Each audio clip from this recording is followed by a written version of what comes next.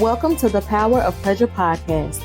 I'm your host, L'Oreal, and I'm on a mission to help you embrace pleasure as a lifestyle. This show is a love letter to all the pleasure life has to offer. And each week, I'll be chatting with friends, loved ones, peers, and people I admire about all things pleasure. Through these conversations, I'm giving you the best tools, resources, and tips to help you create a life that is ooey gooey juicy good, one shift at a time. So buckle up and let's get ready for this week's episode.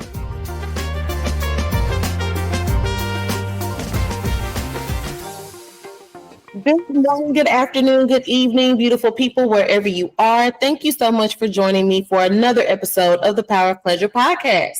I'm your host, L'Oreal, and today I'm joined with Julianna. She is a jack of all trades. Social media manager, dietitian, podcaster, doing all the things, helping people to just be inspired and live a great life. And I'm looking forward to chatting with her today. How are you? I'm doing good. Thank you for having me. Wonderful.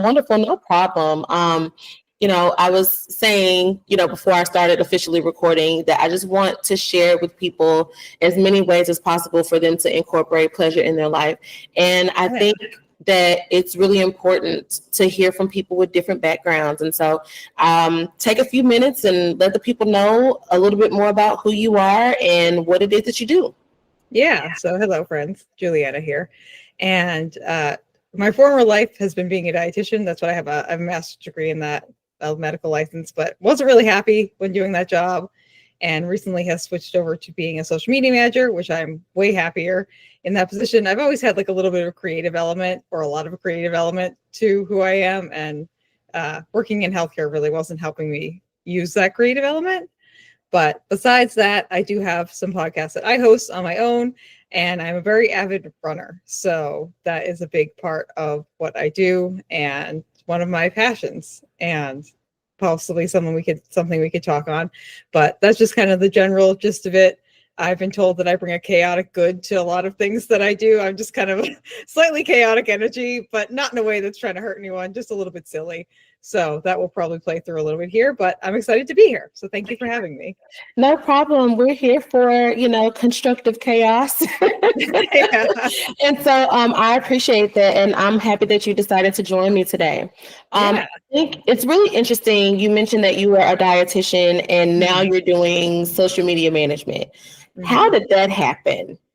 Yeah. So it more or less happened because, obviously got my dietitian's license, was working in healthcare throughout COVID in nursing homes, and nursing homes are kind of the unwanted stepchild of the healthcare system on a good day.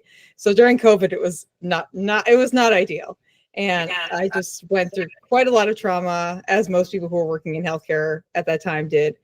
And I ended up in a succession of things like losing jobs because of just like outside reasons and like contracts just being up or whatever. A couple of times in a row. The first time I just shoved myself back into the nearest job I could find. Like the first dietitian job that would take me, I went right back into it and I was miserable for another 2 years. And I did the same thing again and then was miserable for a year and a half. And the last time that it happened, I actually took a second for myself to be like, what do you actually want to do, Julianna? Are you actually happy right now? Do you want to go back and just take a bunch of jobs that make you really unhappy? You have to drive really far to. It's not a positive environment for the most part. And I looked back and realized I've just really never been happy being a dietitian. And I think part of that is, again, the really creative side that I have and wanting to play with that. And just for other people's reference, when I was deciding what I wanted to go to college for, my main choice was to go for vocal studies for singing. And my mom told me that if I did that, she would not help me pay for any of my college. So we kind of transitioned into the dietitian side of things. That was something that I was interested in at the time and still are. And I not that I regret my choices in any capacity, but I've just always had a propensity for creative things. And now I get to do that full time, which is great. And it's definitely been an experience going from working jobs where it's someone else doing the paperwork and the behind the scenes stuff and everything to fully owning my own business. which has, for me, honestly, this is the happiest I've ever been in like my adult life with jobs. But it definitely is like a lot of extra work, and it definitely is not for everyone too. So definitely an interesting journey. Yeah, it sounds like it's an interesting journey. And I know that the story of like, if you choose a certain field, like your parents won't help, like that's something that so many people go through. I feel like you were very fortunate to be able to figure out what it was that you wanted to do. Yeah. And I'm not sure how long that took, but a lot of people never really find their way out of that. So what would you say are maybe a turning point that you hit where you were like, I can't do this anymore. I have to allow myself to do what makes me happy. Yeah. So it was more or less, I lost a job I was working for the VA, the Veterans Administration, as their dietitian. And after that job, I had gone through a lot of just harassment at that job, which led me to being part of some lawsuit. It was not pretty. And so I came out of that, and I was so mentally burnt out after COVID. After that, it was just, I could not physically get myself to go back into nursing home care or like healthcare in general. And so I ended up working at a running shoe store for about a year as a kind of like carryover job. And during that time, really was able to reassess what made me happy and what was really helping me, because I wasn't really making a ton of money working at that store. I was getting free shoes, which is great for me as someone who blows through shoes really quickly with running. Mm-hmm. So it saved me some money there. So that was kind of a monetary part of the seesaw, which made it more possible for me to make that job work monetarily. But it just gave me time to think about what I actually like to do, and finally, for a long time, do a job that I actually really enjoyed. And while I was there, I ended up taking over the social media for the store, which is something that I've also been doing. Like, I've been doing social media management on the side as like a part-time gig along with my other jobs for at least 5 years now, a little bit longer than that if you look at some like unofficial things, but paid work for at least 5 years.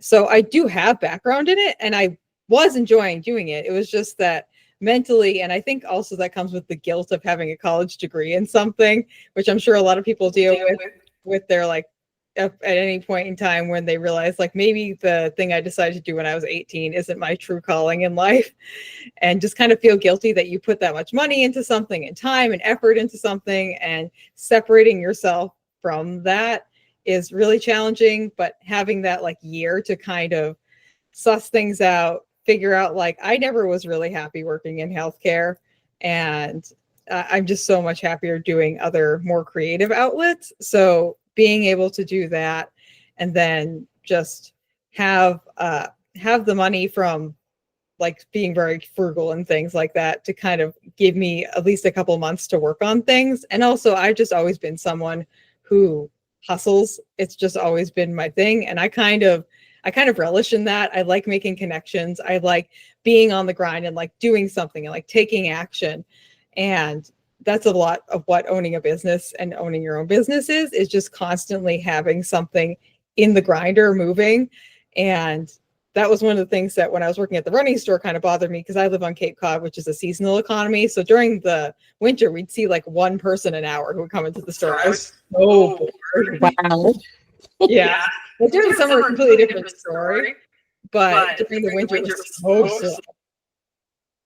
So it kind of gave me a perspective as to that and a lot of other things. So yeah, I feel like if it's for me, like taking a job that wasn't really, I wasn't earning a ton of money, but I was able to get through, and I was able to live frugally and save some money up, and then give myself somewhat of a buffer, and also go into this like endeavor with the idea of like, I've done this before. Like, I'm not starting this off as a brand new thing. I'm more or less just expanding on something that I've already been doing. So just kind of reminding myself that I know what I'm doing over and over again. Yeah, and I think that's really important. A lot of us tend to discount our skills.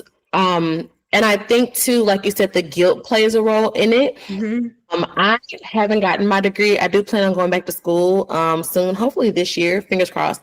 Okay. But I have friends that have gotten their degrees, and then they get the degree and it's like, I don't want to do this. Yeah. Like what do I do with this? And then trying to find a job in their field, or not being able to find one, or maybe finding one that doesn't pay well. It can just be this cycle of feeling stuck and feeling stagnant and just trying to figure it out. And it sounds like you let yourself lean into curiosity a little bit to just see what would happen. Is that something that you do often, or is it just you decided to take a leap of faith? I think it's more of a learned skill for me. It's something that I will say over the last like at least 3 or 4 years, where I'm not into New Year's resolutions. I'm into setting goals, but not New Year's resolutions or like big things like that. But my goal the last like 3 or 4 years has just been to be a little bit more myself every day, whether that's in a big way or a small way, like whether it's like, oh, I chose the ice cream flavor I wanted instead of giving into peer pressure, or like I did something really big and I started my own business today because it felt right. And just being a little bit more myself, which has led me to kind of lean in a little bit more to things that I just innately, because of fear, more or less, would not have done. And I think honestly, some of the biggest factors of me taking this on is, one, I have a really good support system that I've built up over the last like 3 or 4 years. I love to say that my found family is the best. And they were just there for me the whole time, like kind of being like giving me reasonable and rational assessments of like how I was feeling and helping me work through that. And also this isn't the first time. This is like the 4th or 5th time that I've like moved on from a job or lost a job. And this is the first time that I haven't just rushed back into another job. So it's more or less that I've kind of swung the bat a bunch of times already and struck out. And this time I actually decided to practice and can step up to the plate with some kind of experience and like take a second to breathe and just be like, okay, Julianna, you're not like desperate for money. Like we're not on the precipice of losing our apartment. Like I do have family members who were willing to help me if something happened, like just for a couple of months. And like knowing I had that as a backup and my own financial like savings as a backup, and also the skills that I have all the skills that I needed. And I had proven over the last 5 years that I know what I'm doing. Like I've worked on multiple paid things before. It just hasn't been the entirety of my career. And just kind of remembering, being like, okay, Julia, you can do this. Like you've done it. Like this isn't anything new. You're just doing more of what you already do. And just, I guess, learning from the past and realizing that I kind of shorted myself by just rushing back into whatever I felt was going to make me the most money, which in the long run really didn't. And just shorting myself the opportunity to do something that I actually enjoy, as opposed to was just doing because I needed a paycheck. And again, the guilt, like didn't want to leave my master's degree behind and feel terrible for all the money that I spent on that. That makes a lot of sense. And I think something that you spoke to was just like slowing down and just taking a moment to think about what you wanted, and just take into consideration not so much what you would be giving up, but what you stood to gain. And so what was that process like for you? It was definitely interesting. A lot of just self-soothing and I know, and verbally processing, because that's how I process information, is verbally. So a lot of me sending like panicked 30-minute voice messages to my best friend who was very kind to listen to them and then provide me with feedback, and just checking in with people who I knew were going to like give me a reasonable, rational assessment of what was going on. And also, again, just like self-soothing, telling myself like, Julianna, you've done this. Like, this isn't anything different than what you've done before. You're just scaling up what you've already been doing. And again, like I've been doing podcasting now, I think for like 8 years, maybe. So I'm totally used to like that kind of like you're probably familiar with like that kind of gig work that podcasting almost is, where you're hustling to get guests, you're hustling to get podcast episodes out, you're like outsourcing things from certain people. You have to like really be able to communicate with other people and also tell them what you need and what you want. And I've just been doing that for a long time, on top of doing the social media for a long time. And I know how to do all of them. And I know that I'm actually like pretty good at all of those skills. Like I have reviews from people. I have the the data to back it up. And I just had to keep reminding myself that I'm really not doing anything new, and I'm not doing anything that I'm not good at. It's just, again, a reframing and a kind of utilization of the skills that I already have. So just a lot of self-soothing and a lot of just my friends listening to me talk for very long periods of time. Am all too familiar with those voice messages. I'm trying to think of how many so Instagram, Facebook, Voxer, Telegram, and WhatsApp. I Yep, that sounds have about different right. conversations going on in all of those apps where it's, it's voice messages, it's gifts, it's articles, it's just all of the franticness. I call it chaos, calamity, and confusion that you go through like before you decide what it is that you want to do. Or sometimes you just have a moment where you're confident about the thing, but there's just this kind of nagging voice, and you need to just let that voice have a moment to speak before you move on and do what it is that you need to be doing. And I think it's really good to have that, not so much to like complain, but to just have a sounding board and have somebody be able to reflect some things back to you. Yeah. And my best friends are really great about just listening to what I'm saying and being like, Julianna, this is silly. Are you worried about this? Or like, this is a valid concern. This isn't. And just providing me with like honest feedback, which I really value and I think is really helpful. So yeah. And I also am the person too, who I think I have at least like 5 to 7 different apps that I'm constantly communicating with people on. And it's kind of it's that lovely sense of chaos, that chaos of connection that I think a lot of us experience. Absolutely. And so with being a business owner, it can be daunting. It can be really hard. It can be frustrating because there's so many moving parts. Especially if you don't have a team, or if you don't have, people, contractors that you work with to delegate things and help you get things done.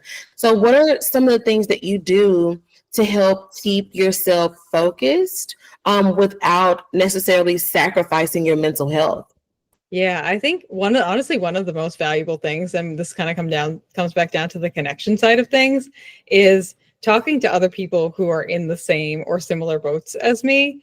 And I will say I've been really lucky to find people in my community who either were my friends or have become my friends, who I can just like once a week I'll go on a walk with my friend Nicole, who's also like a solo independent business owner, and some of my other friends who work from home too, and just kind of like utilizing that time and that flexibility that we have to talk to people.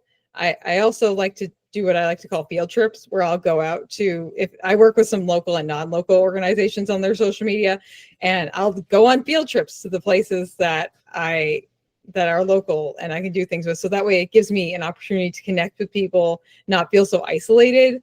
And also just reaching out to like people in like podcasting groups or people in like other social media groups, either on Reddit or on Facebook, and just like connecting with them. And even just like doing podcast guest spots and stuff too. I've made some friends who I've now communicated with, and we kind of like brainstorm ideas and things like that. Also, I find watching YouTube videos super helpful. That's how I've kind of discovered some of the practices that I'm using now, because I watched a bunch of like how to start a small business or how to start a social media business on YouTube. And a lot of the things were things that where I was like, oh my gosh, yes, duh, I have to do that. But my brain just didn't think of, because I'm not used to doing the administrative side of things. And so I've had to like just gather information as to like what I like on the administrative side, specifically for me, like what should I be doing? Should I be writing contracts? I was like, oh yeah, I should have a specific form that's for sending out invoices. And so I went on and I made an invoice form, and now I have an invoice form, and now I have an intake thing, and now I have like a contract form that I follow. So it's been a semi-slow, I would say, but not really, because I've really only been doing this full time since November. And I already have a full docket of clients, which is great. So well, congratulations. Yeah, thanks. it's definitely been a process growing, but all my friends have been like, of course, Juliana, you could do that. I'm like, but there goes me like self-doubting myself the entire time. And I'm like, I don't know. And they're like, yeah, no duh, Juliana, of course you could do this. This is the same, again, it's pretty much saying like what I try to tell myself is like, I've been doing this for a while. I'm not really utilizing too many new skill sets. Some of the administrative side of stuff is me just learning what needs to get done and kind of creating a schedule for myself the best I can, which as someone with ADHD is definitely challenging. So just I've been trying to create more of a schedule of like, okay, Mondays are for administrative tasks and like kind of delegating out certain days for certain things as like I've kind of filled out my schedule and I have a little bit more reliability as to which clients are going to need what when, which was kind of the biggest problem at the beginning because I was doing interviews with people, like onboarding people, and then they weren't really sure what they wanted and I wasn't sure what the vibe was. And just because doing content creation, social media, and like video production, that's a pretty wide net to cast. Mm-hmm. And each one of my clients has something a little bit different that they're looking for. Typical if you have like a small business that does like contracting work, but it just was more of just like growing pains, which we're still definitely going through, but a little bit more organized in the growing pains now, which is definitely appreciated. And I'm able to kind of organize things a little bit more, but that's something I would definitely recommend too, is trying to find some kind of routine for yourself. It can be a little bit unpredictable, but like I have at least like 3 days now where I pretty much have a good, at least theme that I'm operating under. It's not the same work every week, but it's like, I know on Mondays is the day where I get all my scheduling done. I get the whole week planned out. If we have meetings that need to get done, I make sure that the weekly meetings are set in stone. Any big projects that got to get done, we sort that out on Mondays. So just doing things like that, I find helpful. Good. I was going to ask you, what are some things that you do to keep yourself on track, but you already kind of went over that. And so I'll rephrase the question, switch it up a little bit. As a creative person, you're using a lot of your creative gifts and talents for your clients. How are you keeping up with still being able to nurture creativity for yourself personally and professionally? Yeah. So one of the things that I've done is I started a new podcast recently called Runna, which is about running on Cape Cod, Massachusetts, spelled RUNNAH, because that's how you pronounce it in Massachusetts. Mm-hmm. But I started that, and that's kind of how I've learned. Like, I didn't do video editing before I started this podcast. And what happened essentially was I was working with the Cape Cod Marathon, which is one of my paying clients and something that I'm very involved with. And I had been like, oh, I'd like to live stream the finish line because people like to watch their family members finishing whatever race they're running. And sometimes they can't make it. And it's just nice for them to be able to see it. And we're always looking to up our game with the Cape Cod Marathon. And so I had discovered that we had the Falmouth Community TV station has like all these resources that you can use. And I didn't know were there. And so I ended up spending a lot of time with them, learning some more about camera equipment. And I had this idea of starting this podcast in my head for at least like 5 or 6 years and just had never acted on it. And I finally kind of had the venue, and I asked the guys there, I was like, what do you think of this idea? Do you think this would be a good show? Would you want to put this up on the TV channel? And they're like, yeah, that's great. Start it. I was like, okay, great. So someone finally kicked me in the butt, and I started this show, and I've learned a lot about video editing, video production, all of these things, which gives me more skills for my job, which is fantastic. And that's kind of how I'm like super passionate about the Falmouth running community. It's very interconnected with the rest of the Massachusetts and Boston running communities. And just being able to do that and kind of bring that to light, and also in the process, teach myself all these other new skills and keep myself involved with the people at the community TV station who are experts in like video editing and things like that. I've learned a lot. I keeps my passion alive. It's one of the things that I really genuinely like love to do. And also when I wasn't at the running shoe store and when I like actually started having paid clients, it gives me something to put on my resume too, and was also teaching me so many skills that I'm currently also using for paid gigs now, which is great. But I find that by doing that, that has kept my creative juices flowing, because I have now people who are watching the show. Mostly it's like my uncle and my friend Daniel. Like there's not that many people listening or watching that show, but for me it's fun. And they give me feedback and they give me ideas, and getting to bring on all these different people from the community and really showcase them and have a nice time talking to people has been really, really great. And just having people like feed into it, give me more ideas, me being like, okay, great. Like I can do this, I can do that. And then having to kind of expand on what my creative and both technical skills are just keeps me growing and keeps me moving in the right direction. And I found that because that is like my passion project, by keeping that alive, it keeps everything else feeling so much more fresh and everything else feeling like I want to get involved with it too. And also it just makes me feel more competent, and also gives me a venue to essentially screw things up, because no one's paying me for this podcast, and it's the stakes are very low. So if I screw something up, it's fine, but it gives me a venue to learn things that I could then refine and use in like paid clients work. So I found that that's been extremely helpful for me. That's really interesting, because what I'm getting from what you're saying is, first of all, getting involved, not necessarily being afraid to speak to people, ask questions, get to know people, stepping outside of your comfort zone a little bit. And I think that's something that can be really hard, especially for online business owners, because we're used to doing everything behind a computer screen. Yeah. And so taking the leap to do things locally, go and visit some of your local clients to get to know more about them, and, have a, face-to-face chat, like, hi, I'm the person doing your social media. How are you? Like, I think that that's something really important. What are some tips that you have for people who have been nervous or hesitant to step away from the computer, or, put the phone down and get out there and get involved? Yeah, I mean, I'll start it with saying that all of the clients that I've found have been through personal connections, and me actually like speaking to people. Like I've reached out to people via email and via like contact boxes and phones and things like that. And yeah, I will say even the audacity of some of even the local businesses around here to not get back to you is wild.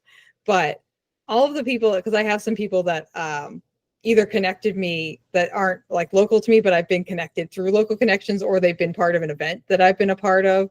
Like the people who do our race shirts and like our merchandise and like our sweatshirts and stuff for the Cape Cod Marathon. I'm now doing their social media. They're based out in New York, but we work with them locally, and I know them personally as well too.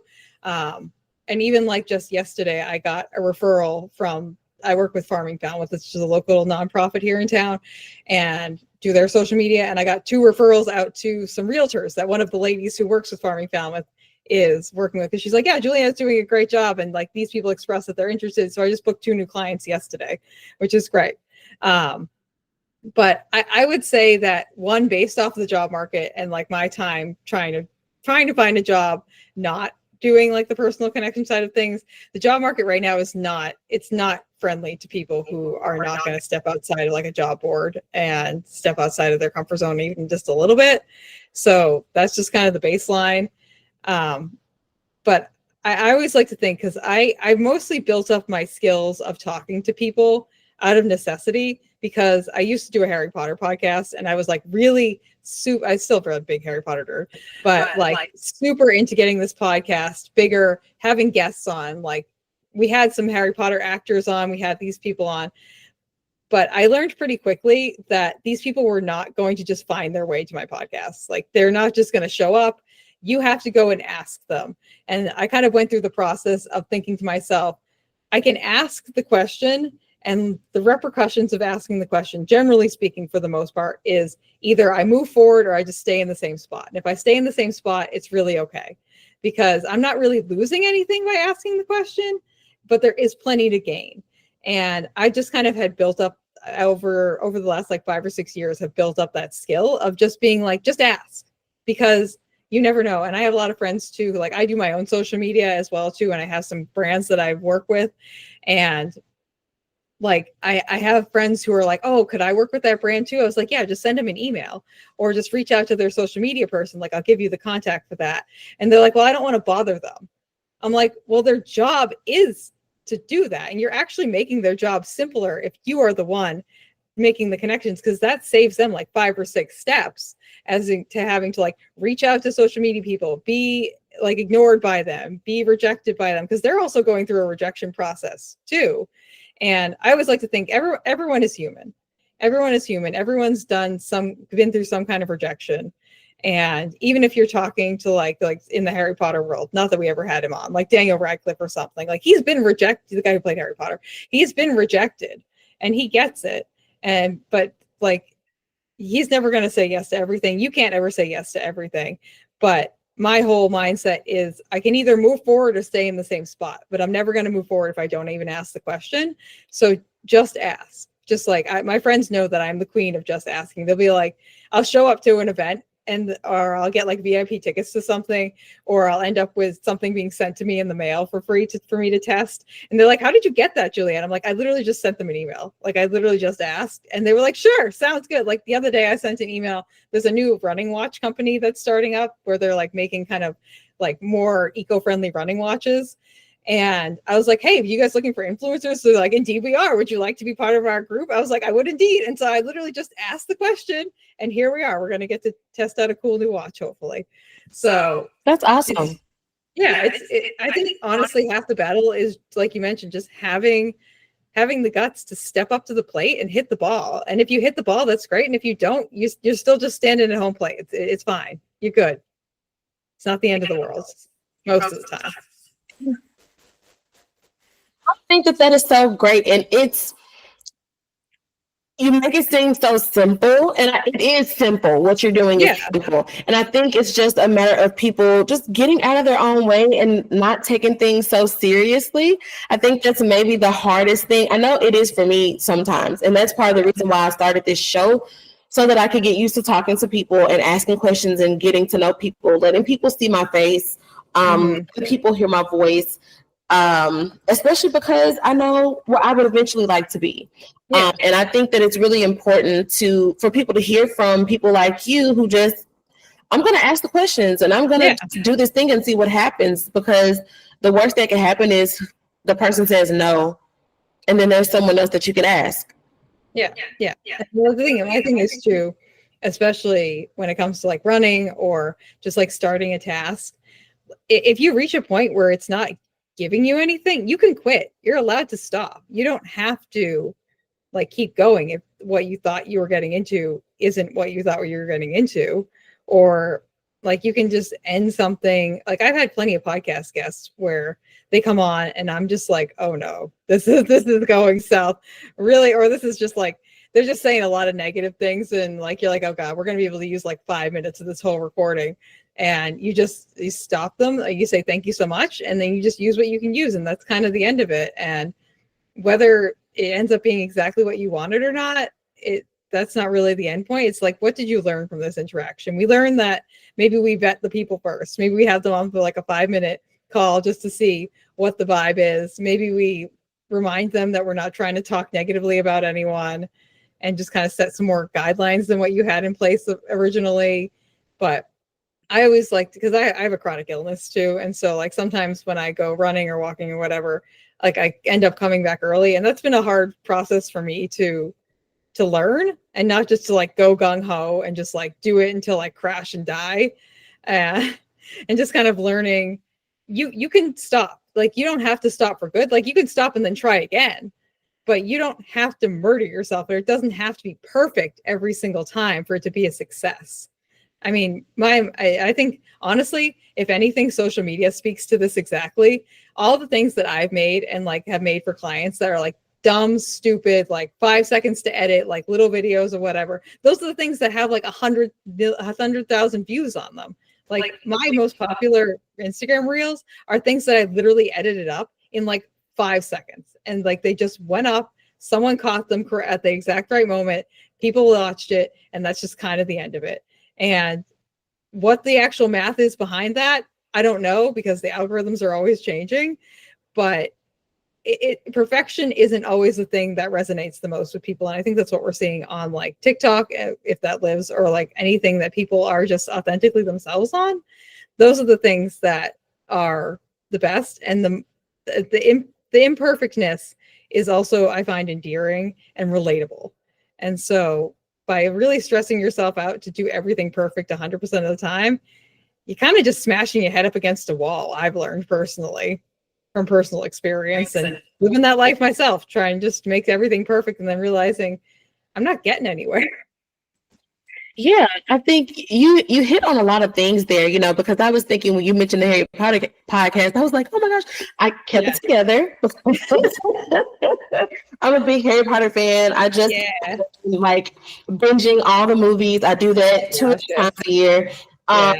And so like, how did you even find, what was it that made you say, okay, like this is cool, talk to some celebrities, that was great, moving on? Like how do you find the courage to let go of something like that? For many people, that's like a dream, right? Like that's a goal that a lot of people want to get to, where they can be a celebrity podcast host or a celebrity whatever. But clearly the joy or whatever it was that you were looking for wasn't in that.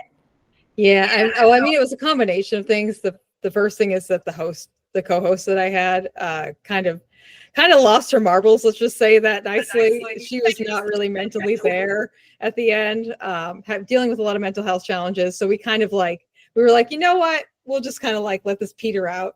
But the other thing is I'm still very active in the Harry Potter convention sphere. So I have another podcast with my best friend, Jeff, which is like fantasy related. We're not necessarily having guests who are like super high caliber on, but we have a lot of fun doing it. And I can still go to like conventions because these people know me, and I'll do like celebrity interviews at the conventions and things like that. So I do still have an outlet for that. I could pick it back up if I wanted to, but I'm also kind of living that life now with my show Runna, where I'm interviewing like local celebrities and international celebrities. Like we have some, again, the Falmouth running community, very underrated. We have some Olympic athletes. Like I have the next person I'm going to have on competed in the Olympics for Canada, now lives in, and he almost won like I think it was the 1500 meter race. So like we're going to have some high caliber people on, and like I'm going to have some like past Olympic athletes, like one of the guys who won the Boston Marathon, and what's his name, Frank Shorter. He's probably wouldn't know him. I barely know who he was, but like he's won the Olympic gold. He's won the Olympic gold in the marathon. He's won the Boston Marathon a bunch of times. Like he's in his day. He's like 75, 80 years old now. But like in his day, he was hot shit. So we'll have him. He lives in town here now. So we'll have him on, and we'll have some other people on who I know personally, just because, again, the Falmouth running community is very connected in a lot of weird ways to a lot of the bigger scenes out there in the world. But that kind of like celebrity style interview, we're going to get more of with that too. So I still kind of played with that. The challenge was with the Harry Potter podcast. It kind of reached its end, which is something that you have to deal with a lot of projects that you're working on, is just realizing when done is done, and that this is the end for this section of what you've been working on, but you still learned a lot of skills, and you can still transfer those skills and that experience to something else, just maybe not that exact product that you've been putting out. So would you say that a lot of the way that you govern yourself is through experimentation? Because it sounds like, and let me know if I'm wrong, but it sounds like you don't get so deeply attached to things that they just kind of take over your whole life. It's like, I'm going to try this, see how it feels, see if I like it. If I like it, cool. If not, I'm going to do something else. I'll say that's more of the last 2 years, this version of Julianna. It's definitely a learned skill. Like I was definitely, especially coming from like the dietitian side of things, dietitians are extremely type A, like perfect every single time. And what I've learned from living that life for nine plus years, like I still have my license, I still do practice on the side. I'm much more in like the let things flow, like woo-woo kind of like hippie side of the world, if you let me just do my thing and kind of just let me go vibe out in the world. But that's been a learning process of me learning myself, and also learning through all those years that me being so hard on myself and being so like I must hit the exact nail on the head exactly correctly every single time on the very first shot, like it was making me miserable. It was making me so terrible. And just I'm having so much more fun. And like I've made a lot of friends, and like even my friend Ben, who I went running with this morning, like he's such like a woo, like kind of like up in the clouds kind of dude. And we had a great time because we'll just like talk about like random things and just like shoot random ideas and just kind of like literally just like let it flow. And just being able to just give yourself permission to just try something, and it doesn't have to be perfect. And I mean, just the other thing I've learned too about myself is that the first time I do it, I have like a 1 out of 100 chance of getting it perfect. And so the odds are not really high, but the odds of me getting it better the second time are awesome, which is kind of brings me back to the goal of wanting to be a little bit more myself every day, whether it's like a teeny tiny way or a big way, just slowly over time, just adding a little bit more to the pot. And that's kind of what I try to do with my showrunner too, is like each time I edit an episode, I try to improve one small thing. Like to me, it's a big deal. I'm like, look, I added pictures, you guys. And like the pictures come up on the screen and it's great. Or like when I started adding transitions, or I added an intro song or things like that. Things where like, if you were to have this like fully professionally like podcast published, like by a hugely backed company that has money, like they would have had all these things all at once. They would be using a professional that has like all these years of video editing experience, which is not me. But just kind of giving myself permission to screw things up and just be able to laugh at myself, I think is the best thing. Being able to not take yourself so seriously, honestly, is half the battle. It's challenging. Yeah. And that is really, really good. And I think that's a common misconception for a lot of people, you know, and it's likely by design. Just a lot of what we're taught, a lot of what we see, especially like as we get up in higher education, having to be like disciplined to get your degree and do all these things that we're supposed to do for whatever reason. It can be tough to not hold on so tight to things. And let ourselves still do what we need to do, but still make time for us to have fun and experience joy and lean into what feels good for us. Would you say that you found a pretty good balance of that, or is it something that you're still working on? I'd say that right now I have a better balance of that, but it's definitely something that I am still working on and probably will continue to work on until I pass away, just because the dynamics of what's going on around you and what you're doing for work, what you're doing for fun, just constantly changing. And if it's not changing, you're probably not alive, because change is inevitable. And so it's just, I always like to say acceptance is one of the hardest skills. And it's just a skill that I'm probably never going to master. And I'm constantly trying to just work on being present, accepting things as they are in the moment is literally I feel one of the hardest skills out there. And it's a skill that you constantly have to practice. It's nothing that anyone, unless you're some like freak of nature, can ever really master. And it's something that I find personally, and from talking to other people as well too, most people, it's one of the hardest skills that they ever work on, is just being able to accept things in the moment. And my therapist, Anne, is always trying to like talk me through that. And she's been really great. And I've been working with her for like 8 years and I love her. But like, I go out, for me, like running is how I process my feelings. Like I'll go out on a run or a walk and I'll process my feelings out there. And sometimes the only thing I think to myself is like, just accept where you are, Julianna. Like we're just going out and we're going to go running and we're just going to breathe. The only rules are that we breathe and we keep our feet moving and we just accept what's happening around us. And whatever feelings come to us, they come to us, we process them, and they just keep moving. I always also think back to, I don't know if you've used not Duolingo. What is it called? It's not Calm. It's one of the meditation apps. Oh, Headspace. Sorry, Headspace. Familiar?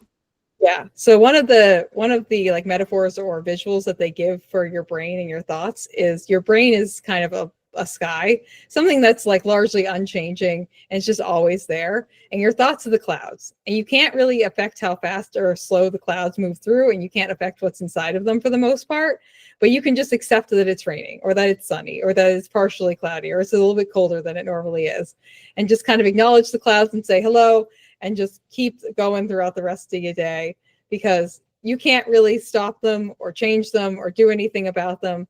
but you can feel them, you can acknowledge them, you can accept them. And that's kind of a visual that I like to think back to a lot of times, because for some reason that resonated in my head and it made sense in my brain. So that's kind of where we are. Yeah, I mean, that's good. And it makes a lot of sense. And I feel like it definitely paints a picture for people listening and for the people that are watching.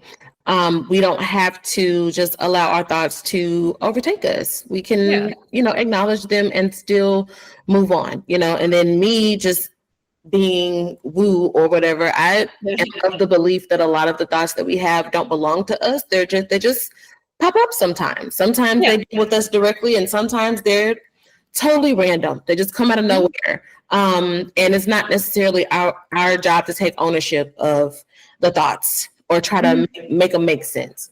Yeah, sometimes it's processing and just accepting. Absolutely. And you mentioned a couple of times that, a goal that you have is just to be a little bit more of yourself every day. And so what would you say are maybe one or two misconceptions that people may have about what being themselves means or how hard it can be? I think honestly the thing that's the people probably have the most misconceptions about is just how challenging it is. It's really hard to just not be so self-conscious and affected by those around you, to be able to even discover who you are inside. Because that was half of my battle, because I have ADHD and I'm neurodivergent. So I realized 3, 4, 5 years ago that I have been masking so hard for the first 25 years of my life, that I was thinking, I was what do you like, Julianna? I was I don't know. What do I like? I didn't have a good profile. You asked me what music I like, I'd be yeah, I just like what everyone else likes. I just been people pleasing and masking for so long that I didn't really know what it was that I liked and wanted to do. I mean, even coming back to the dietitian career of just doing it because my mom said I should and it felt right and things like that. It's hard to be yourself when you have so many influences around you. And I think one of the things that I kind of credit to running is most runners that you talk to, we're in tune with our bodies, sometimes too much. Sometimes we're too aware of what's going on in our bodies. But just taking that intuition and that inward looking and just kind of thinking to myself, does this feel authentic to me when I go through interactions? And thinking, giving myself the space to think, do I like this? Do I not like this? Does this feel correct to me? And just more or less understanding what it feels like within my soul to feel like something is correct in the moment. And for me, that means I'm not second guessing myself. I say the thoughts out of my mouth and there's not a tinge of regret or a tinge of ooh, did I please that person? Did I not please that person? Was that the right thing to say? Granted, I still go through all these moments. This is not a perfect system in any capacity, but I will say, generally speaking, especially over the last 3 or 4 years, I don't have any moments that I actually regret. I used to be the person who would sit up at night and be I can't believe I said this to that person, blah, blah, blah, blah, blah. And I've gotten to the point now where I just feel like I'm operating mostly so authentically to myself, where I get to the end of the day, I was yep, I said what I said. That's the end. Okay, great. We had a nice time. And just, I feel in my soul that I'm not trying to skip over a beat when I'm talking to someone. When you're talking to someone, you go to say something, you're oh, maybe I should say something else. I've learned myself well enough where even if I'm trying to not overturn the apple cart, I can still say something in a way that feels authentic to me and act in a way that feels authentic to me, and just giving myself permission to know that what I do isn't necessarily going to be perfect for everyone else, and what everyone else does is not necessarily going to be perfect for me. And it's okay to be different. That's fine. The world would be so boring if we were all the same. And I guess just giving yourself that grace too, to just do what you want. As long as you're not hurting anyone, I say just do whatever you want, Yeah. And there you have it, folks. That's really good. And I feel like it echoes so much of the point that I have been trying to like drive home with the show is that it comes down to figuring out what it is that you want, being aware of yourself, getting to know yourself better, and then just allowing yourself to get curious about things and discover what it is that you like, what you truly enjoy. Just taking the steps to invite more of it into your life. I think that's really important. Yeah, definitely. I agree with that. Thank you. And so I have 2 questions that I ask every guest that comes on the show. And the first question that I want to ask you is, what does pleasure feel like to you? I'll say pleasure to me feels just like I'm glowing from the inside out. I feel like I'm living my best life. I can just feel that little just light inside of me radiating from my heart center outwards. And I also like to say that it feels, I don't know if you've seen the movie Soul from Disney. Yes, I love that movie. Yes. Yeah. I feel like I'm jazzing. Like the main character when he's doing what he authentically is meant to do and feels in his soul that is his calling, because he plays jazz. They call it jazzing, but it's you're living your most authentic life, and you're really just radiating from the inside out joy and just passion and just being in the moment to the utmost extent. That's beautiful. And so the next question that I wanted to ask is, what is your non-negotiable pleasure principle? Non-negotiable pleasure principle. I would say I need to laugh. Like for me, like finding joy and laughing is the most important thing. I'm just like a goofy, weird human at a baseline. And the more I discover who I am as a person, the more that shines and the more it kind of comes out. And yeah, I think for me, like just being able to laugh and giggle and be silly and not take everything so seriously, for me, that is pleasure. When I'm laughing with my friends and I can make them laugh, like that's the best. That's so nice. Laughter is the best medicine. I think I'm a laugher. I'm a giggler. I'm an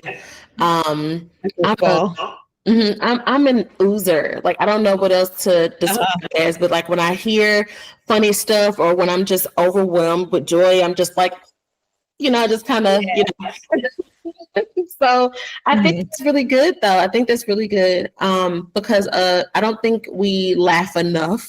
I definitely feel like some people need a laugh, some good food, cup of water, and a nap, and it'll change their life. I think that's a good prescription for a lot of humans. Yeah, absolutely. And so you mentioned so many things, and I know that there's going to be people watching and listening who want to know how they can get in touch with you. Maybe they need help with their social media, or maybe they're a runner and they want to know more about the show. So where can they find you online to get to know about all these things? Yeah, so the best point to find me at would be my Instagram, and that's going to be Julianna_runs, so JELLYANNA_runs, and that's going to give you pretty much the central touch point for all of the things. And I'm very active on Instagram, so if you send me a DM, I'll get back to you. So if you have any kind of questions, that's probably the best place to hit me up. Awesome. And I'll make sure to have the information down in the show notes for everyone, as well as your contact information and all that good stuff. And so thank you so much for joining me today on the show. I appreciate you taking the time to share your light and your energy with me. It is greatly appreciated. Yeah, thanks for having me on. Absolutely.